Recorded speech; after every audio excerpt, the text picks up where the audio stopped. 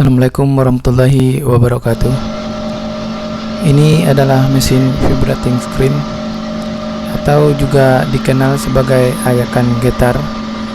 Merupakan sebuah alat di pabrik kelapa sawit yang mana fungsinya untuk memisahkan solid atau padatan yang masih terkandung pada minyak kasar. Jadi dengan cara diayak dengan mesin tersebut, maka padatan atau partikel solid yang bercampur di dalam minyak bisa terpisah, sehingga di pabrik dapat memperoleh crude palm oil atau CPO yang jernih dan bersih tanpa adanya partikel-partikel di dalamnya.